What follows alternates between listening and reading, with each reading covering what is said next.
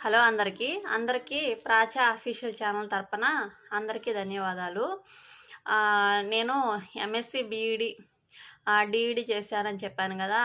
ఇంతకుముందు పాలిటెక్నిక్ కాలేజీలో 6 మంత్స్ పనిచేశాను లెక్చరర్గా. ఫిజిక్స్ కాబట్టి పాలిటెక్నిక్ కాలేజీలో పనిచేశాను.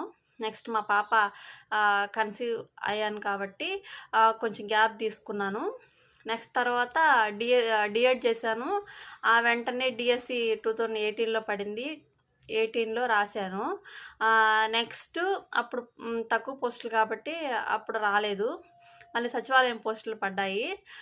అప్పుడు కానీ నేను సరిగా ప్రిపరేషన్ చేయలేకపోయాను, చిన్నపిల్లలు కొంచెం అందువల్ల. నెక్స్ట్ వచ్చి మళ్ళీ నేను ఒక డెసిషన్ తీసుకున్నాను. మనకి జగన్ గారు వాలంటరీ వ్యవస్థను ఏర్పాటు చేశారు కాబట్టి వాలంటరీగా 2019లో డిసెంబర్లో నేను జాయిన్ అయ్యాను. ఫస్ట్లో అయితే జాయిన్ అయినప్పుడు ఎలా చేయాలో అనేది అవగాహన కూడా లేదు. ఫస్ట్ స్టార్టింగు పెన్షన్ నుంచి స్టార్ట్ అయింది. పెన్షన్స్ ఇచ్చేవాళ్ళము. అంటే ఇంటి వద్దకే పెన్షన్ అన్నారు.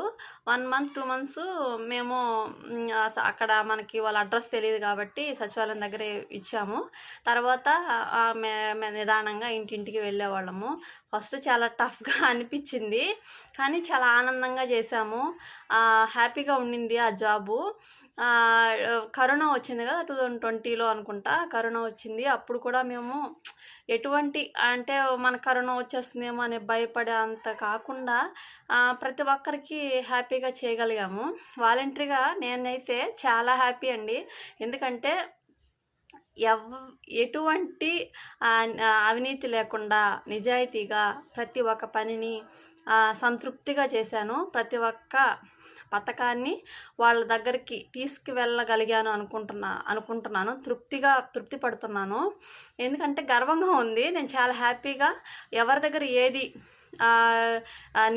అవినీతి లేకుండా చేయడం అంటే అది నాకు చాలా సంతృప్తి. ఇప్పటి వరకు నిజాయితీగా నేను నా వర్క్ని చేశాను.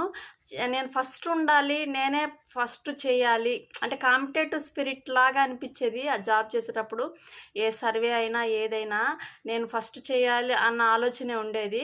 అంత ఇష్టము. వర్క్ బాగా చేయాలి, నేను ముందుండాలని. ఇప్పుడు వచ్చి డిఎస్సి విషయానికి వస్తే క్వాలిఫైడ్ అని వచ్చింది. చూడాలి మెరిట్ లిస్ట్లో డిఎస్సి క్వాలిఫై వచ్చున్నాను కాబట్టి మెరిట్ లిస్ట్లో మనకి ర్యాంకుని బట్టి కదా మనకి పోస్ట్ ఇస్తారు. ఆ మెరిట్ లిస్ట్లో ఉండాలని అందరు నన్ను ఆశీర్వదించండి. దానికోసం